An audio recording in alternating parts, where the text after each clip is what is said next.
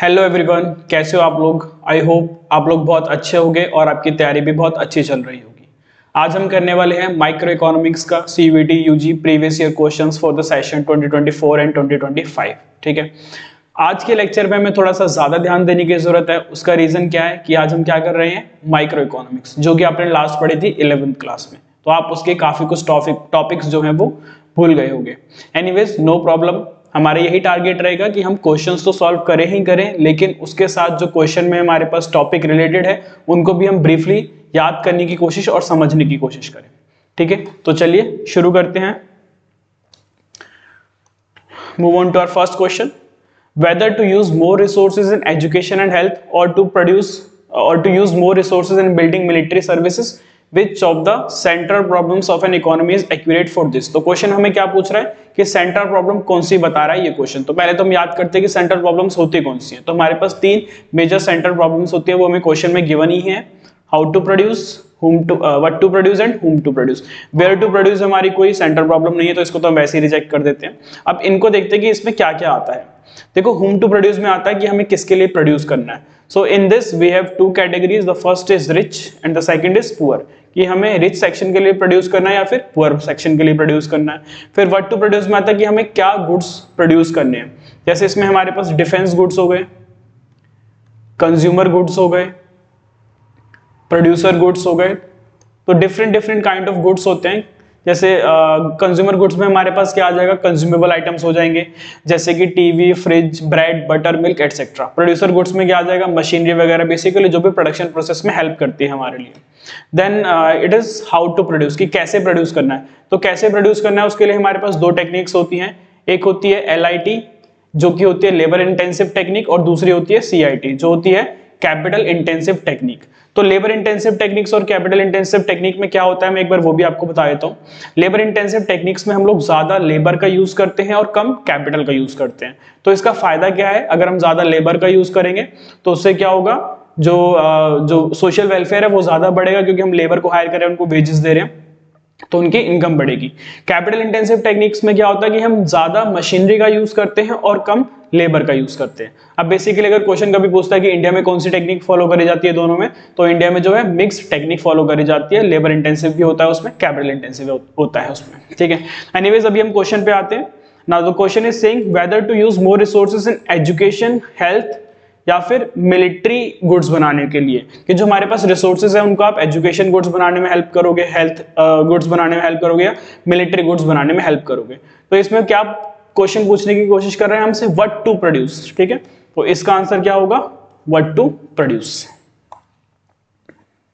बिल्कुल।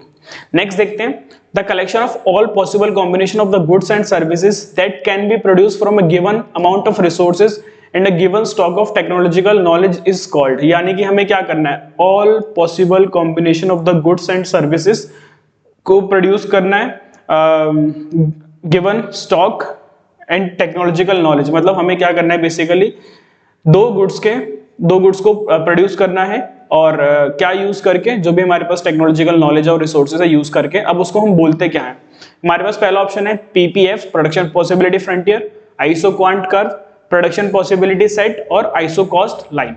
देखिए, तो इसका आंसर होगा हमारे पास प्रोडक्शन पॉसिबिलिटी सेट। तो इसको मैं बाद में ब्रीफ करूंगा, पहले हम देख लेते हैं कि जो आंसर्स नहीं है वो क्यों नहीं है।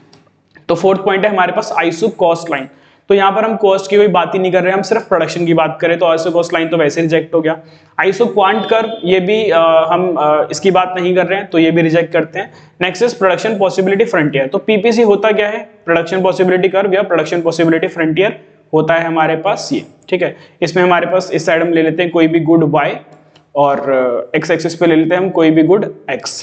ठीक है, तो PPC क्या बताता है, ये वाले जो पॉइंट्स हैं हमारे PPC पे, जो भी पॉइंट्स हैं ये हमारे क्या है, ये हम मैक्सिमम अटेन कर सकते हैं, इतना मैक्सिमम हम लोग प्रोडक्शन कर सकते हैं। ठीक है, अब जो प्रोडक्शन पॉसिबिलिटी सेट है वो क्या बताता है, सारे points, basically points on the PPC and points inside the PPC। तो क्वेश्चन ने हमें यही पूछा कि हमारे पास जितना भी स्टॉक है, जितनी भी नॉलेज है, उससे हम कितना प्रोडक्शन कर सकते हैं। ठीक है, अगर क्वेश्चन हमें बोलता ऑप्टिमम प्रोडक्शन, तो हमारा आंसर क्या होता, प्रोडक्शन पॉसिबिलिटी फ्रंटियर। क्वेश्चन में हमें ऑप्टिमम प्रोडक्शन नहीं बोला, मैक्सिमम प्रोडक्शन नहीं बोला, क्वेश्चन में हमें बोला कि आप कितने बंडल्स बना सकते हो। ठीक है, तो हम ये वाले पीपीसी पे भी जा सकते हैं, ये वाले पे भी जा सकते हैं और ये वाले पे भी, तो तीनों पीपीसी मतलब आप और भी ज्यादा ड्रॉ कर सकते हो, उसमें कोई प्रॉब्लम नहीं है। तो basically all the points on the PPC and all the points inside the PPC can be produce. तो हमारा आंसर इसमें क्या रहेगा, production possibility set, various sets जो है हम लोग प्रोड्यूस कर सकते हैं। Therefore the answer is third. Next है with the shifting demand curve leftward. अच्छा, डिमांड कर्व क्या हो गया, लेफ्टवर्ड शिफ्ट हो गया। Arrange the following statement in sequential order. पहले तो एक बार डायग्राम बनाते हैं हम।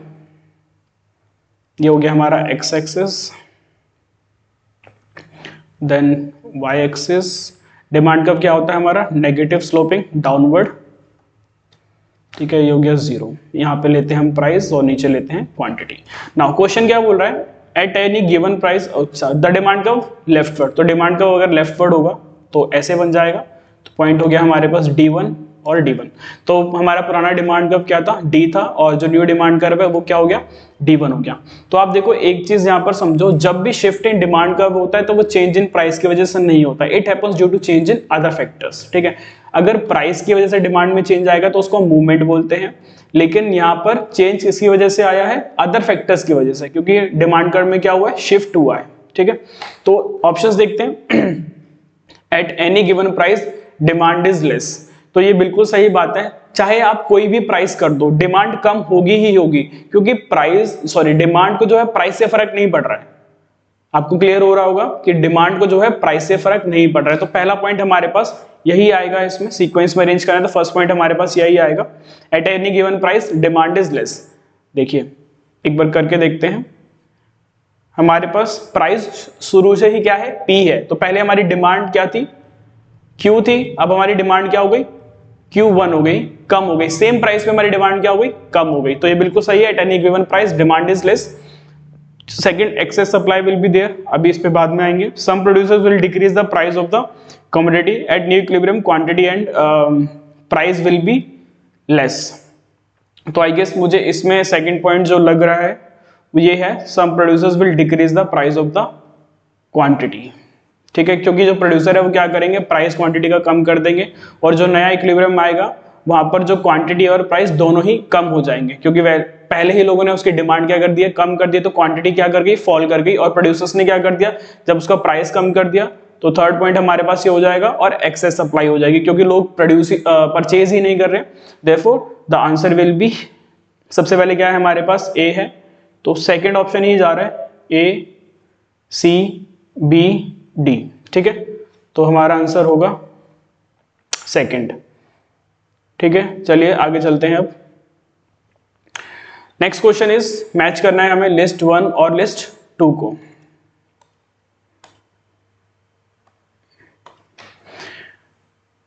Cardinal utility, law of DMU, marginal utility, marginal rate of substitution.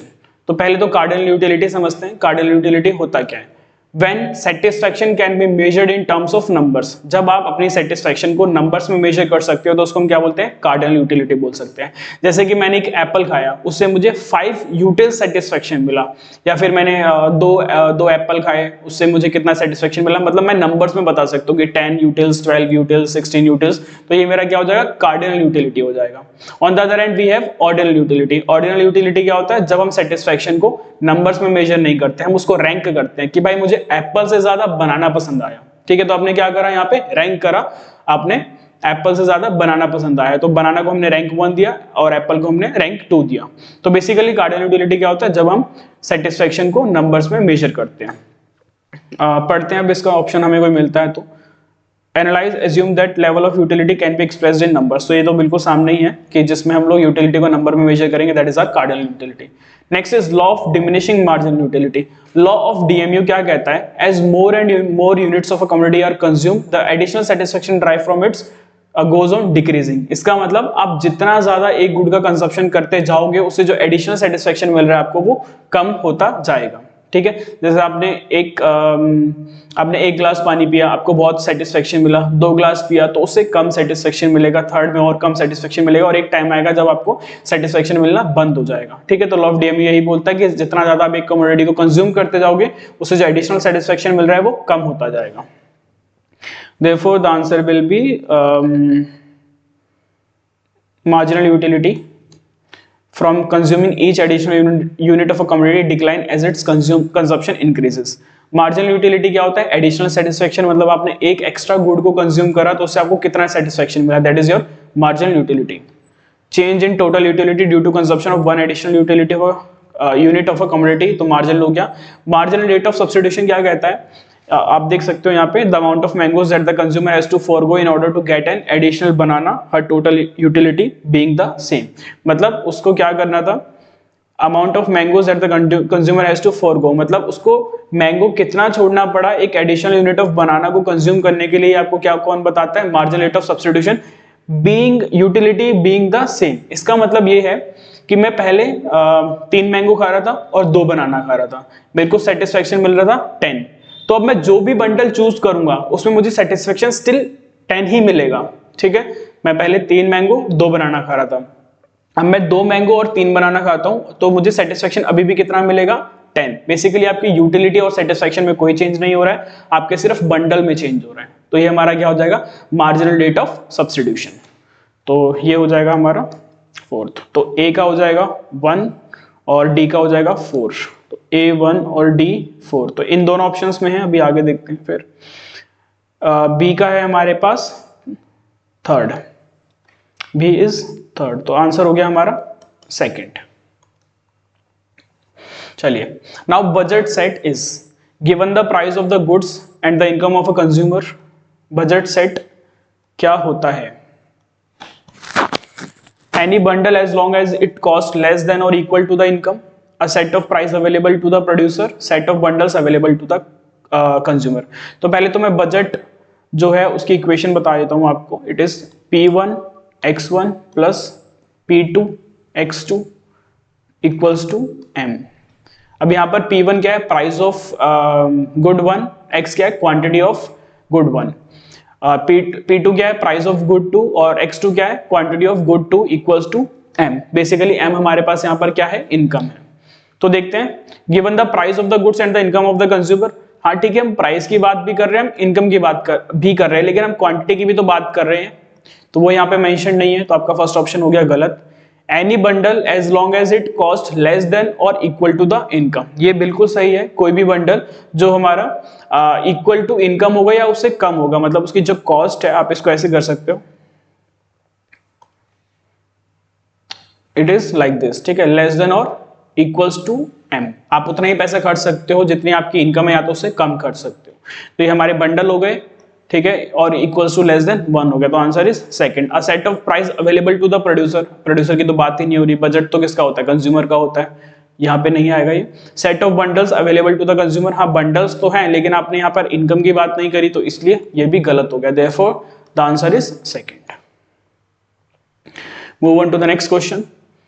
Find the correct statement. Goods which are consumed together are complementary goods. जो goods साथ में consume करे जाते हैं उनको हम क्या बोलते हैं? Complementary goods. तो आंसर छोड़ते हैं, पहले तो समझते हैं कि कॉम्प्लीमेंट्री गुड्स होते क्या हैं.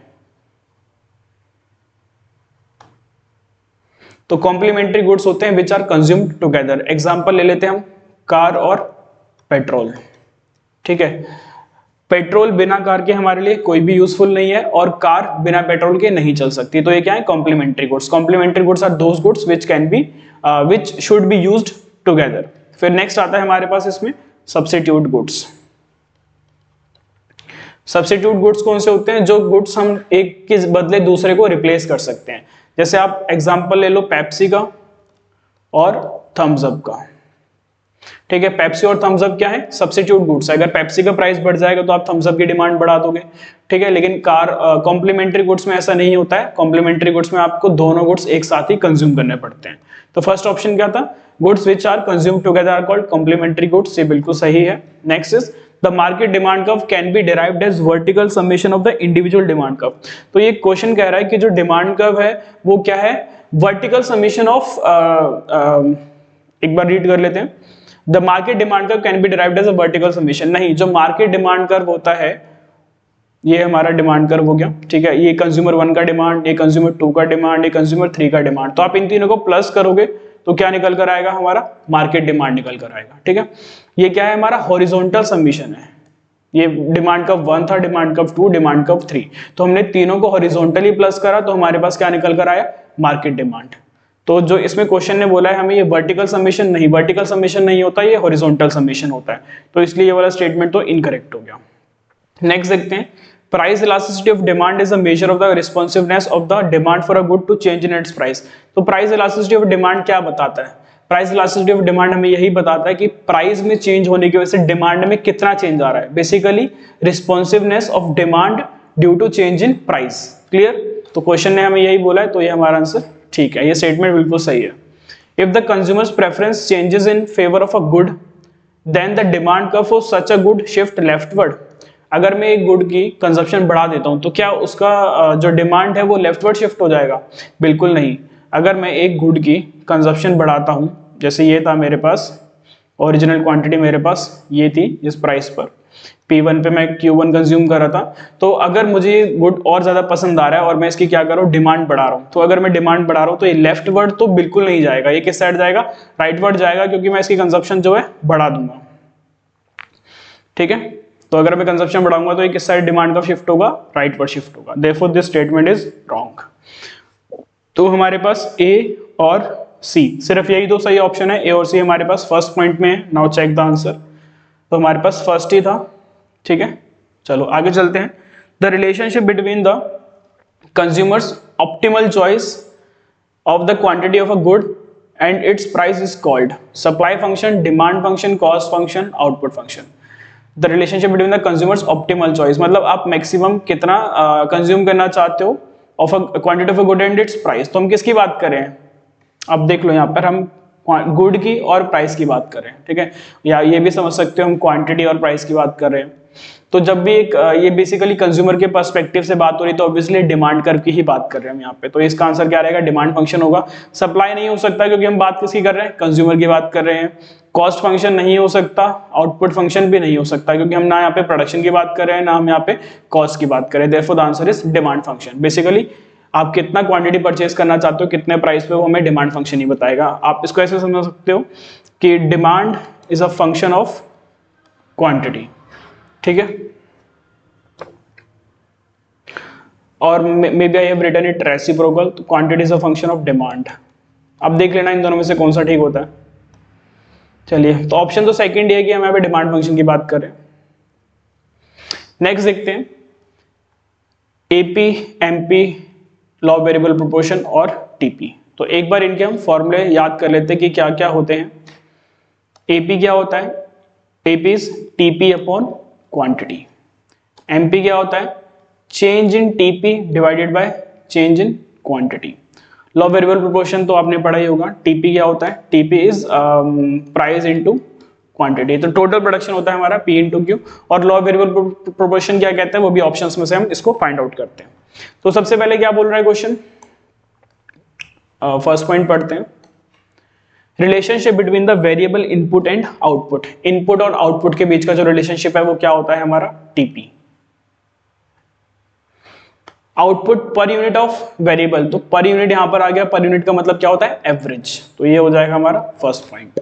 Change in output per unit of change in input, तो यहां पर ये क्या बोल रहा है, change in output. Change in output is change in TP upon change in input, upon change in input यानी कि चेंज इन क्वांटिटी। तो चेंज इन टीपी और चेंज इन क्वांटिटी हमारा क्या होता है, हमने यहाँ देखा ना, तो ये होता है हमारा एमपी। लॉ वेरिएबल प्रोपोर्शन क्या बोलता है, the marginal product of factor input initially rises with the employment level. तो लॉ ऑफ वेरिएबल प्रोपोर्शन में होता है कि जिसमें हमारे पास टीपी पहले इंक्रीजिंग रेट से बढ़ता है, फिर डिक्रीजिंग रेट से बढ़ता है, फिर फॉल हो जाता है। एमपी हमारा स्टार्टिंग में इंक्रीज करता है, फिर डिक्रीज करता है, फिर नेगेटिव चला जाता है। तो स्टार्टिंग में हमारे पास एमपी क्या करता है, उसमें इनिशियली राइज करता है। ठीक है, अगर आप चाहते हो तो मैं डायग्राम बना के दिखा देता हूँ आपको एमपी का।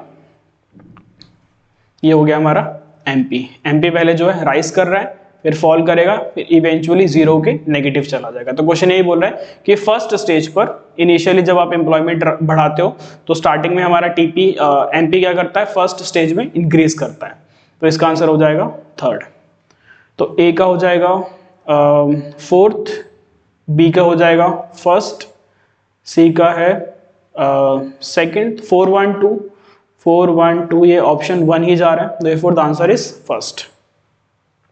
नाउ नेक्स्ट क्वेश्चन देखते हैं, इन the long run In the long run, at least one of the factor varied. All factors of production can be varied. Factors remain fixed. Only one factor can vary. तो पहले तो long run होता क्या है, short run होता क्या है, वो एक बार याद करते हैं, ठीक है। शॉर्ट रन में क्या होता है, हमारे पास दो टाइप के फैक्टर्स होते हैं। शॉर्ट रन में हमारे पास एक होते हैं वेरिएबल फैक्टर्स और एक होते हैं फिक्स्ड फैक्टर्स, ठीक है। बल्कि हमारे पास इसमें एक चीज है, अभी डिस्कस करेंगे उसको। लॉन्ग रन में हमारे पास कौन से फैक्टर्स होते हैं, सिर्फ और सिर्फ वेरिएबल फैक्टर्स। अब इसको समझते हैं। देखो शॉर्ट रन में वेरिएबल फैक्टर्स क्या होते हैं, जैसे हमारे पास इसमें हो गया लेबर, रॉ मटेरियल एटसेट्रा, ठीक है। फिक्स फैक्टर्स में हमारे पास क्या हो जाएगा, मशीन हो जाएगा, बिल्डिंग हो जाएगा, आपका जो फैक्ट्री है या जो प्लांट है वो हो जाएगा, ठीक है।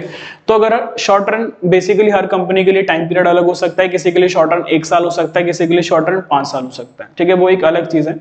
तो शॉर्ट रन में क्या होता है कि हमारे पास दोनों टाइप के फैक्टर्स होते हैं, वेरिएबल फैक्टर्स भी और फिक्स फैक्टर्स भी। यानी कि आप फिक्स फैक्टर्स शॉर्ट रन में नहीं बढ़ा सकते हो। क्या बोला मैंने, आप शॉर्ट रन में फिक्स फैक्टर्स को नहीं बढ़ा सकते हो। क्यों नहीं बढ़ा सकते हो, मे बी आपके पास उतना पैसा नहीं होगा कि आप शॉर्ट रन में नया प्लांट सेटअप कर लो, नया मशीन परचेज कर लो, नया बिल्डिंग खरीद लो, ठीक है, वो पॉसिबल नहीं है शॉर्ट रन में। अगर आपको शॉर्ट रन में प्रोडक्शन बढ़ाना है तो उसका सिर्फ एक ही चीज से बढ़ सकता है, वो ये है कि आप वेरिएबल फैक्टर्स को क्या करोगे, और ज्यादा इंप्लॉय करोगे, ठीक है।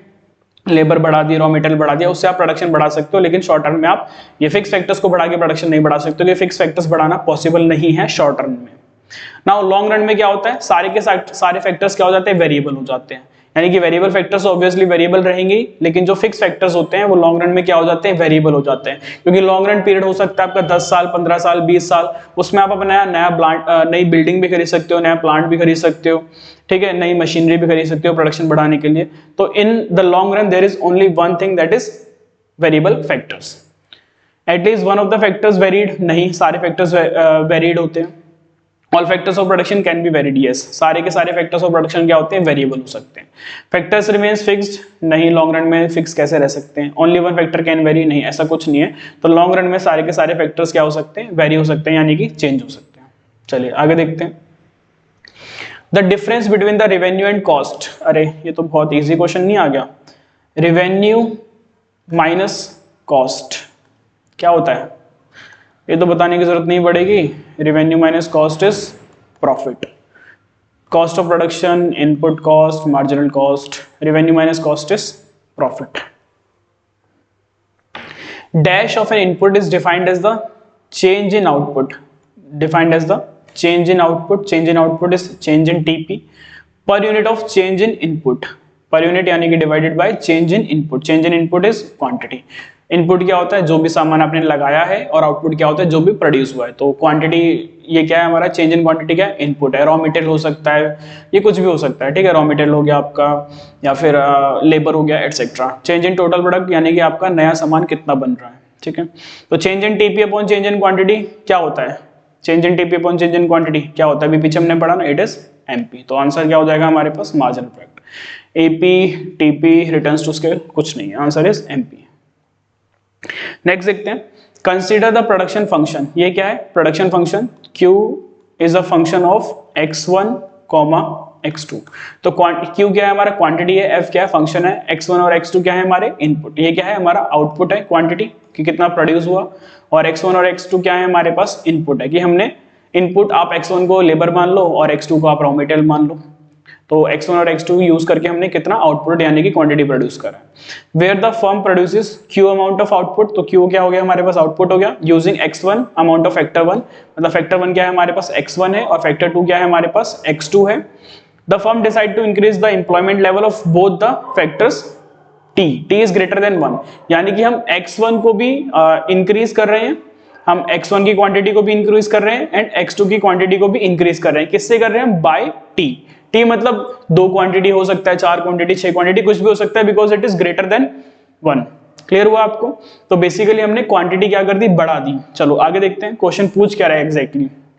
Identify the equation for decreasing returns to scales from the following. अब क्वेश्चन ने क्या बोला है, decreasing returns to scale. Decreasing returns to scale मतलब क्या है कि आपने फैक्टर्स की प्रोडक्शन फैक्टर्स की क्वांटिटी को तो बढ़ा दिया, x1 और x2 को तो बढ़ा दिया, लेकिन आपका प्रोडक्शन क्या हो रहा है, पहले से कम हो रहा है। ठीक है, मतलब पहले से कम नहीं, बेसिकली आपने जितना फैक्टर बढ़ाया है उतना ज्यादा प्रोडक्शन नहीं बढ़ा है। समझ में आया? आपने 4 यूनिट्स लेबर के बढ़ाए, लेकिन जो प्रोडक्शन है वो सिर्फ 2 यूनिट से बढ़ा, तो ये क्या हो जाएगा हमारा, डिक्रीजिंग रिटर्न्स। समझ में आया आपको? अगर मैं 4 यूनिट से फैक्टर बढ़ाता हूं और मेरा प्रोडक्शन 6 यूनिट से बढ़ता है, तो ये मेरा क्या हो जाएगा, इंक्रीजिंग रिटर्न हो जाएगा। अगर मैं 4 यूनिट से ही बढ़ाता हूं फैक्टर और 4 यूनिट से अगर मैं फैक्टर्स ऑफ प्रोडक्शन बढ़ाता हूं और 4 यूनिट से ही मेरा आउटपुट बढ़ता है, तो ये क्या हो जाएगा, मेरा कांस्टेंट रिटर्न्स टू स्केल। और अगर मैं 4 यूनिट से फैक्टर्स बढ़ाता हूं और मेरा प्रोडक्शन सिर्फ 2 यूनिट से बढ़ता है, तो वो क्या हो जाएगा, मेरा डिक्रीजिंग रिटर्न्स। तो क्वेश्चन हमें डिक्रीजिंग रिटर्न्स के बारे में ही पूछ रहा है।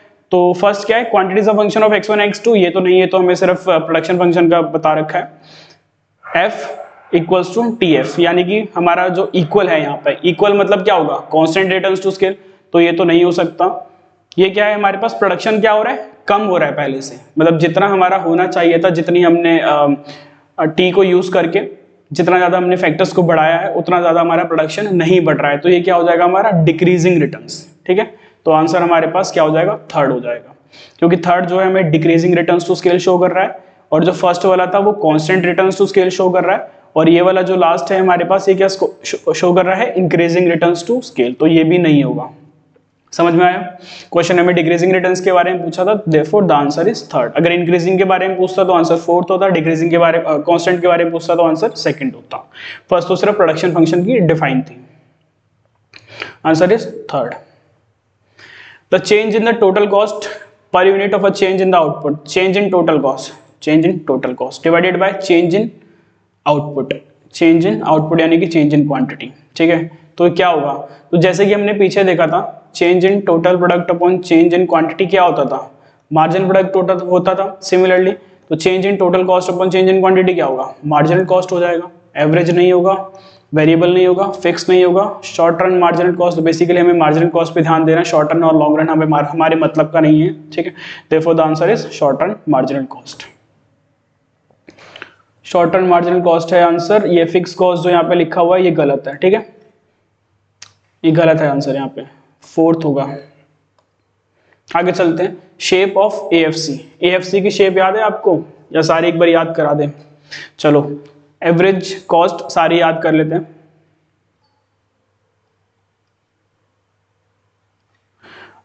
ये हो गया हमारे पास एक्स एक्सिस, ये हो गया वाई एक्सिस, 0। यहाँ पर हम कॉस्ट लिख लेते हैं एएफसी, एबीसी और कौन सी होती है, एसी। ठीक है, तो तीनों कॉस्ट देखते हैं। एवरेज कॉस्ट देखो, average cost is the summation of AFC plus ABC. तो एवरेज कॉस्ट क्या है, ये सम है हमारा एएफसी और एबीसी का। तो ऑब्वियसली ये एवरेज कॉस्ट जो है एएफसी और एबीसी दोनों से ज्यादा होगी, तो मैं एक बार एसी बना देता हूँ। एसी होता है हमारे पास यू शेप्ड। ठीक है, ये क्या हो गया, हमारा एवरेज कॉस्ट हो गया AC.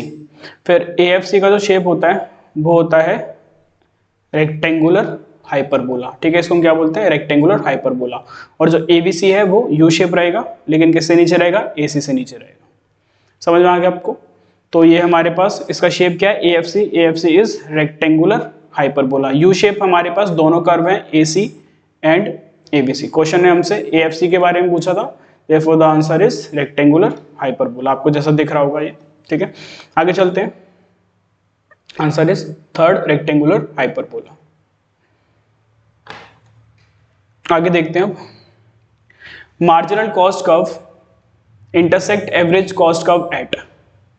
Marginal cost average cost curve को कहां पे इंटरसेक्ट करता है, तो इसका भी डायग्राम एक बार हम देख लेते हैं, या पीछे वाले ही डायग्राम में हम ड्रॉ कर सकते हैं क्या, या हम ड्रॉ करते हैं, नहीं नेक्स्ट में ही ड्रॉ कर लेते हैं, सिर्फ जो हमें बनाने के लिए बोला है वही बनाएंगे। मार्जिनल कॉस्ट और average cost, X axis Y axis 0, यहाँ पर हम मार्जिनल कॉस्ट और एवरेज कॉस्ट ड्रॉ करेंगे। एवरेज कॉस्ट क्या होता है हमारा, यू शेप होता है। ठीक है, और जो मार्जिनल कॉस्ट है वो ऐसे जाता है और एसी के मिनिमम पॉइंट पे इंटरसेक्ट करता है। तो ऑप्शन क्या है हमारे पास, at maximum point of AC. AC के मैक्सिमम पॉइंट पे इंटरसेक्ट कर रहा है, बिल्कुल नहीं। At minimum point of AC, ये बिल्कुल सही बात है। एमसी जो है वो AC के मिनिमम पॉइंट पे इंटरसेक्ट कर रहा है। डू नॉट इंटरसेक्ट, नहीं इंटरसेक्ट तो करते हैं। Intersect at mid point at rising AC, rising AC के मिड पॉइंट पे, नहीं ऐसा तो कुछ नहीं हो रहा, तो ये भी क्या है, ऑप्शन गलत है हमारे पास। चलिए आगे देखते हैं अब, तो आंसर इज सेकंड। चलिए आगे चलते हैं।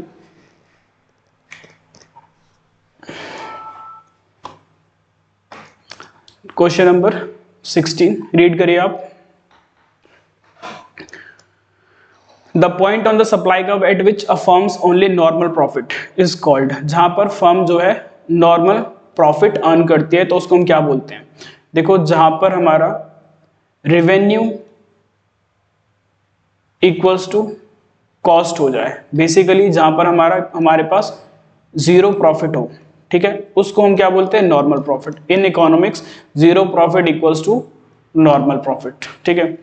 तो रेवेन्यू और कॉस्ट जहां पर इक्वल होंगे उसको हम पॉइंट को बोलते हैं ब्रेक इवन पॉइंट। तो average profit, long run average cost, fix cost, ये तीनों ऑप्शन नहीं है, ठीक है। नॉर्मल प्रॉफिट यहाँ पर होगा जहां पर हमारे पास जीरो इकोनॉमिक प्रॉफिट हो रहा होगा, रेवेन्यू और कॉस्ट इक्वल होंगे। Therefore the answer is first. Next देखते हैं, which of the following condition must hold for a firm to maximize its profit. अगर एक फर्म को अपना प्रॉफिट मैक्सिमाइज करना है तो उसके लिए क्या कंडीशन होनी चाहिए। तो एक बार अगर आपको याद हो, चलो नहीं याद तो मैं याद दिलाता हूं, डायग्राम के थ्रू ही याद करते हैं।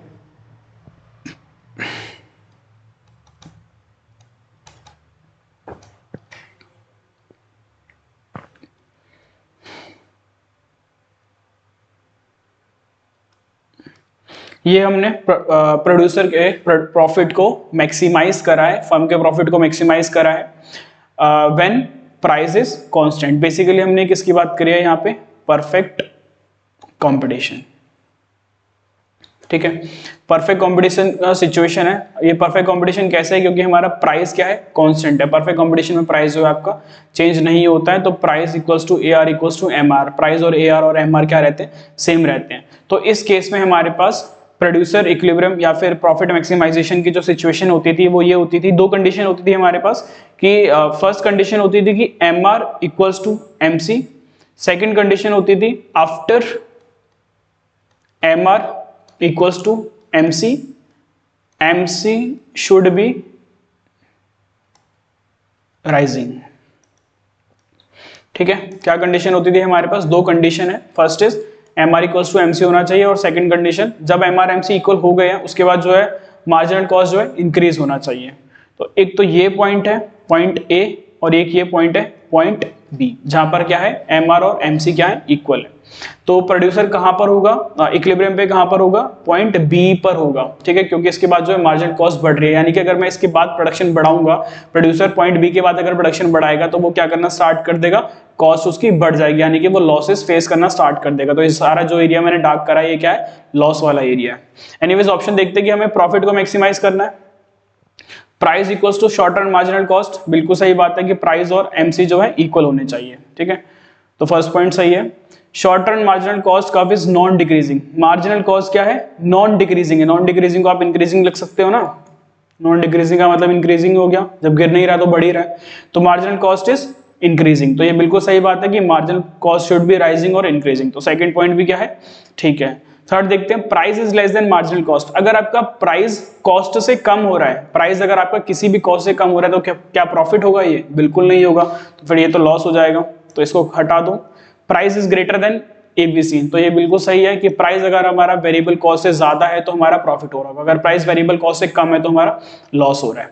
तो ऑप्शन क्या आगे सही है, A, B और D, A, B and D। Option number fourth should be the answer. Perfect competition से हमने इसको रिलेट करा है, आप इसको इन परफेक्ट कंपटीशन भी देख सकते हो, 11th क्लास की बुक में मिल जाएगा आपको, ये फोर्थ है ना आंसर, बिल्कुल। चलिए अब आगे देखते हैं।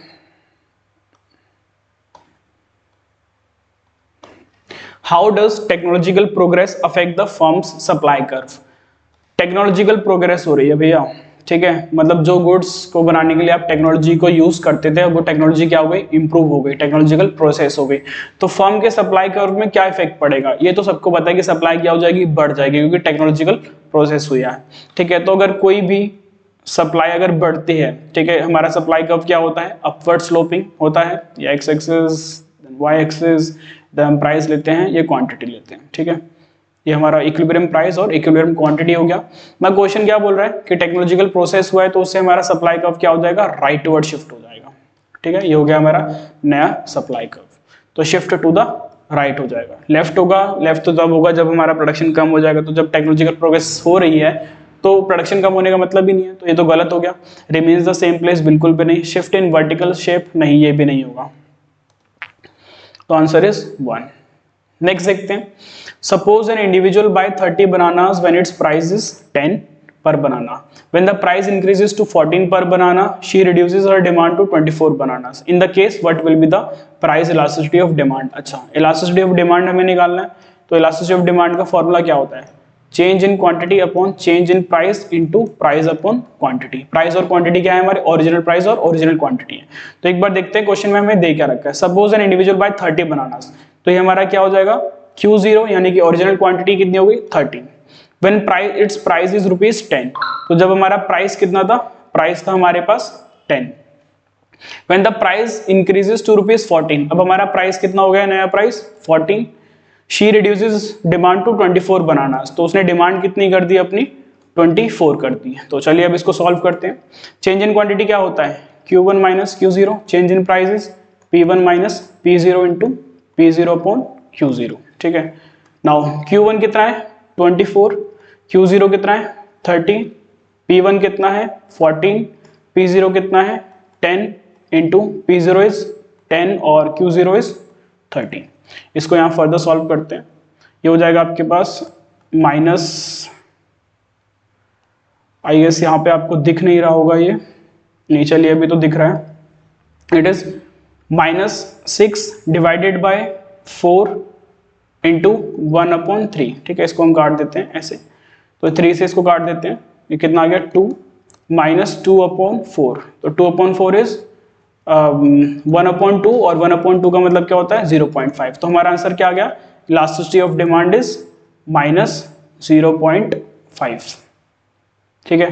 देख लीजिए आप, जो हमारा आंसर आया है ईड इज -0.5, तो हमारे पास आंसर क्या है यहाँ पे, थर्ड है। माइनस साइन क्या शो करता है हमें, माइनस साइन शो करता है कि जो प्राइस और डिमांड में क्या है रिलेशनशिप हमारे पास नेगेटिव है, तो हम इसको इग्नोर कर सकते हैं सॉल्यूशन में, therefore the answer is 0.5, third. चलिए आगे देखते हैं, which of the following is an example of the floor price. Floor price या प्राइस फ्लोर एक ही बात है, इसको हम देख लेते हैं एक बार डायग्राम के साथ कि होता कैसा है floor price. X axis Y axis 0, यहाँ पर हम क्वांटिटी लेंगे,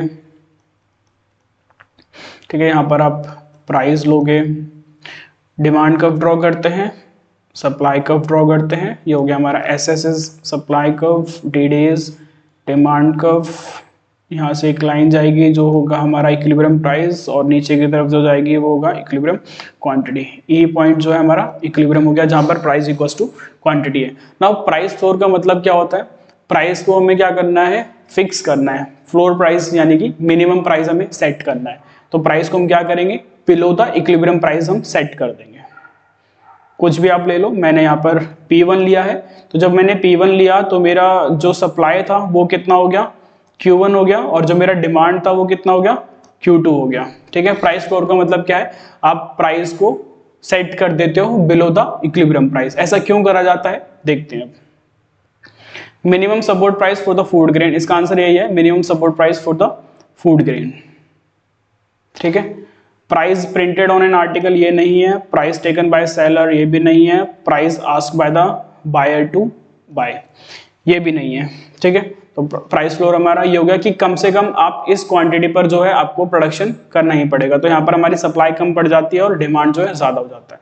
therefore the answer is minimum support price for food grain। आगे चलते हैं, which of the following are correct statement? Marginal utility is the change in total utility due to consumption of one additional unit of a commodity। तो बिल्कुल यही बात है। Marginal utility क्या होता है, जब आपने टोटल यूटिलिटी में एक और यूनिट का ऐड कर दिया कंजप्शन में, ठीक है। तो टोटल यूटिलिटी में आपने क्या कर दिया, consumption of one more unit of a community. तो आपने एक और यूनिट ऑफ अ कम्युनिटी को कंज्यूम करा तो वो क्या हो जाएगा हमारा मार्जिनल यूटिलिटी हो जाएगा। आपने फॉर्मूला पढ़ा है ना, MUN equals to TUN minus TUN-1, ठीक है। तो इससे क्या आता है हमारा मार्जिनल यूटिलिटी आता है। Two indifference curves can intersect each other, क्या होता है ऐसा, याद है इंडिफरेंस कर्व या भूल गए? IC1 क्वेश्चन हमें क्या बोला है, दो इंडिफरेंस कर्व इंटरसेक्ट कर रहे हैं IC2, क्या ऐसा पॉसिबल है?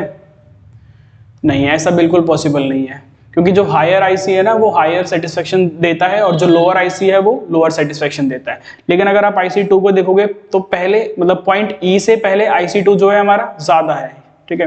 पॉइंट E से पहले हमारा IC2 ज्यादा है, ज्यादा सेटिस्फेक्शन दे रहा है, लेकिन E के बाद देखोगे तो IC2 क्या हो जाएगा, डाउनवर्ड हो जाएगा, IC1 से नीचे हो जाएगा। तो इसका मतलब जो IC पहले ज्यादा सेटिस्फेक्शन दे रहा था वो कम सेटिस्फेक्शन दे रहा है, ऐसा प्रैक्टिकली पॉसिबल नहीं है। Therefore two ICs can intersect each other? No, two ICs cannot intersect each other because the higher IC always give the higher level of satisfaction. Next देखते हैं, marginal utility becomes zero at a level when TU total utility remains constant. तो इसका diagram देख लेते हैं एक बार, question हमें क्या कहने की कोशिश कर रहा है। अगर आपको याद हो TU बनता है ऐसे, ठीक है, और MU जाता है हमारा नीचे की तरफ मार्जिनल यूटिलिटी। तो जहां पर हमारा TU मैक्सिमम और कांस्टेंट होता है, सॉरी लाइन स्ट्रेट नहीं बन रही है, एक बार देखते हैं ट्राई करके।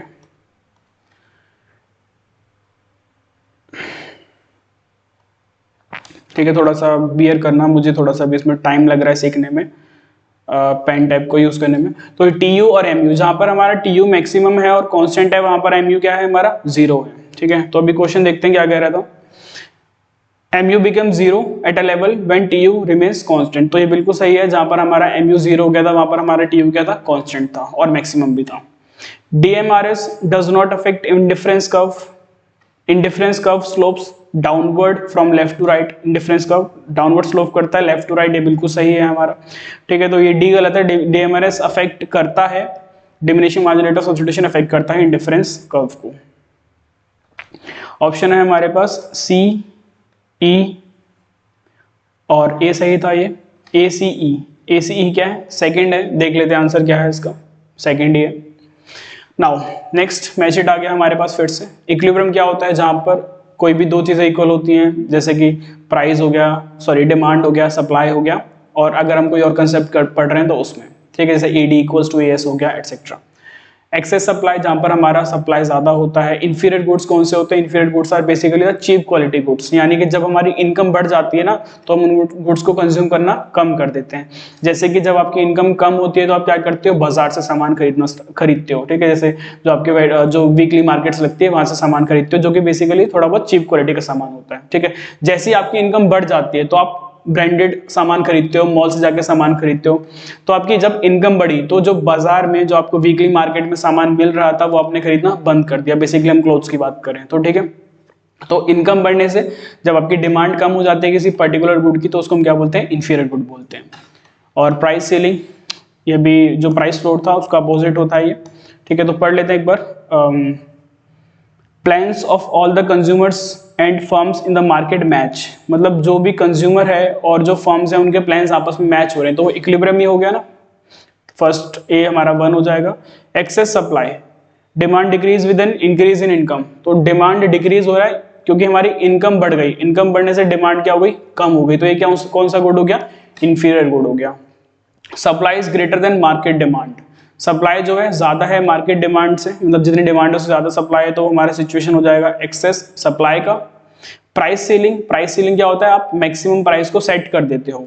Imposition of upper limit by the government, मतलब आपने प्राइस पर अपर लिमिट लगा दी कि भैया इससे ज्यादा नहीं बिकेगा, ठीक है, इससे ज्यादा रुपए पर नहीं बिकेगा। एनीवेज ए का हो गया 1, बी का हो गया 3rd, सी का हो गया 2nd, 1, 3, 2, तो हमारा ऑप्शन क्या है, ये सेकंड है, बिल्कुल। चलिए आगे चलते हैं। When elasticity of demand curve is 1 at every point on the demand curve the curve is known as, जब आपकी इलास्टिसिटी डिमांड क्या है, एक पॉइंट के एक कर्व के हर पॉइंट पर हमारी इलास्टिसिटी कितनी है, तो उसको हम क्या बोलते हैं, perfectly inelastic, perfectly elastic, rectangular hyperbola, greater than unity demand curve. तो चलो यहां पर हम कुछ डिमांड कर्व ड्रॉ करके देख लेते हैं, जिससे हमें कुछ कंसेप्ट का आइडिया लगेगा एक बार।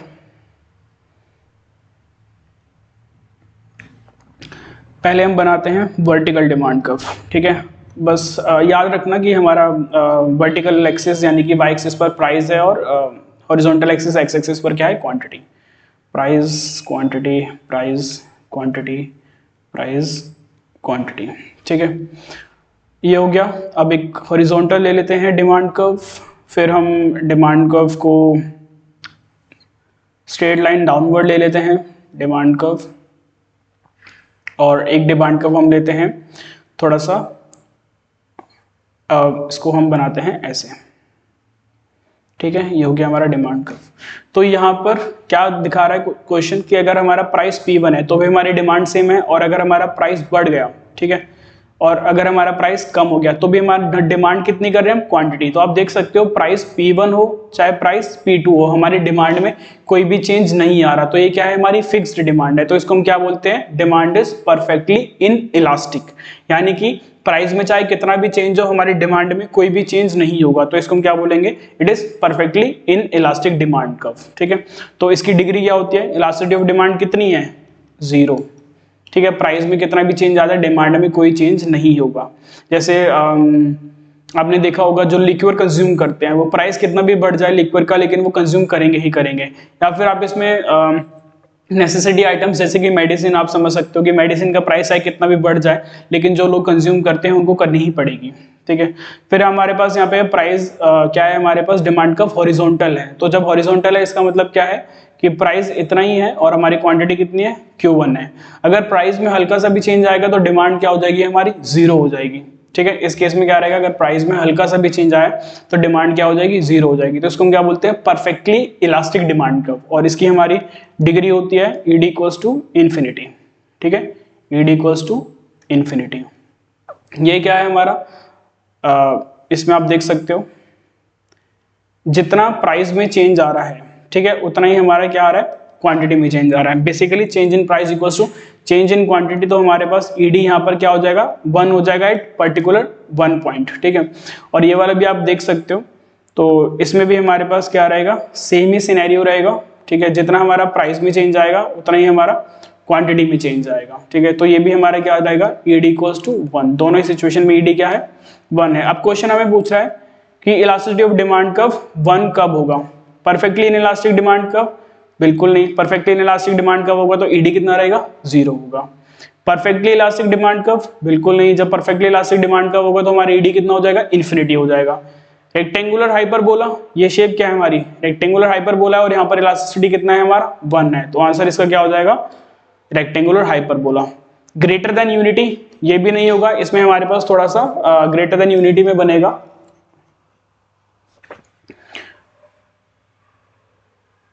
देखो प्राइस में हल्का सा चेंज आ रहा है लेकिन डिमांड में ज्यादा चेंज आ रहा है, तो ED हमारा क्या हो जाएगा, इट इज ग्रेटर देन 1। तो उसमें ऐसा डायग्राम बनेगा, ठीक है।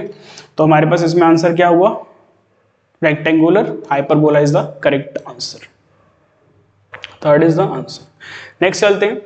According to the theory of consumer behaviour, inequality P1x1 plus P2x2 is greater than less than equals to M। P1x1 plus P2x2 is less than equals to M। तो इसको हम क्या बोलते हैं, budget, budget set, budget constraint, या फिर budget behaviour. इसको हम बोलते हैं बजट कंस्ट्रेंट। कंस्ट्रेंट क्यों, क्योंकि हमें यहाँ पर ना इनकम दे रखी है क्वेश्चन में हमें इनकम गिवन है, हम या तो उतना इनकम जितना कंज्यूम कर सकते हैं या उससे कम कंज्यूम कर सकते हैं। तो ये क्या कर रहा है, हमारे बजट को कंस्ट्रेंट कर रहा है, that is why it is budget constraint, ठीक है। समझ में आ गया आपको, चलिए answer is third, budget constraint. तो आज के लिए इतना ही काफी था। होपफुली आपको ये सब कुछ समझ में आया होगा। हमने क्या करा, 2024 और 25 के माइक्रो इकोनॉमिक्स के प्रीवियस ईयर क्वेश्चंस कर लिए, और हमने बहुत ही अच्छे से और बहुत ही ब्रीफ में जो टॉपिक्स थे उनको समझा, इसलिए थोड़ा सा ज्यादा टाइम लग गया इनको करने में। देखिए मेरा मकसद ये नहीं है कि मैं सिर्फ आपको आंसर बता के चला जाऊं, ठीक है। मेरा जो गोल है वो ये है कि आपको हर टॉपिक अच्छे से समझ में आए, ठीक है, क्योंकि जो माइक्रोवेव आपने 11th क्लास में पढ़ी थी, आप इसको काफी हद तक भूल चुके हो, तो आपको हर पॉइंट के साथ साथ जो है टॉपिक का भी एक्सप्लेनेशन मिले। ठीक है, तो अगर आपको ऐसे ही और आगे सॉल्यूशंस चाहिए, वीडियोस चाहिए, समझना है आपको टॉपिक्स, ठीक है, तो आप क्या करिए, आपको पता ही है, आप बस थोड़ा सा सपोर्ट बनाए रखिए अपना और बहुत अच्छे से पढ़ाई करते रहिए आप अपने एग्जाम्स के लिए। ठीक है, थैंक यू सो मच।